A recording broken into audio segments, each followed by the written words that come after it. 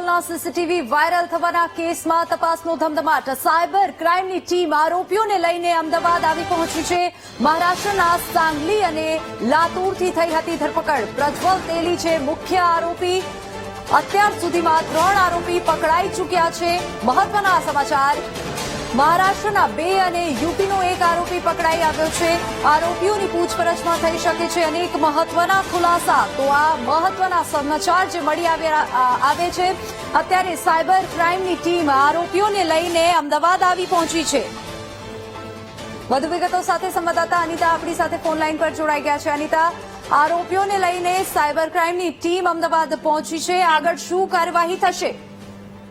જીવીની જે પ્રકારે social media platform પર યુટ્યુબ અને ટેલિગ્રામમાં જે અસલી સીસીટીવી વાયરલ થવાના કેસની અંદર જે 3 આરોપીઓ જેને 2 મહારાષ્ટ્રથી તે પ્રજ અને પ્રજ્વલને લઈને હાલ પોલીસની ટીમ જે અમદાવાદ સાયબર ક્રાઇમ ખાતે પહોંચી છે અને સાથે ઉત્તર પ્રદેશથી જે ચંદ્રપ્રકાશ છે તેને લઈને પણ જે અત્યારે અમદાવાદ પહોંચવામાં આવ્યું છે. ટૂંક સમયમાં 3 આરોપીઓને કોર્ટમાં રજૂ કરીને પોલીસ દ્વારા કાર્યવાહી હાથ ધરવામાં આવશે. તે પહેલા તેઓનું મેડિકલ તપાસ પણ કરવામાં આવશે.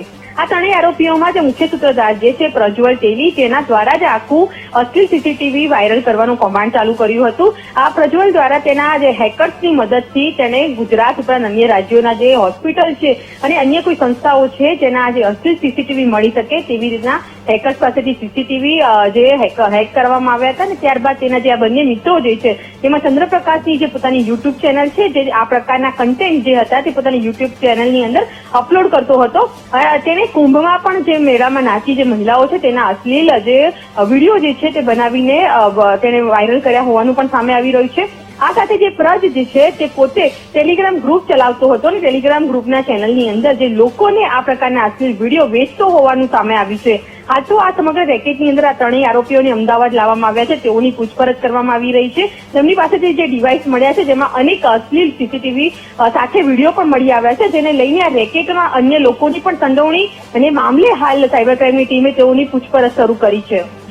જી અનિતા, આભાર સમગ્ર માહિતી બદલ.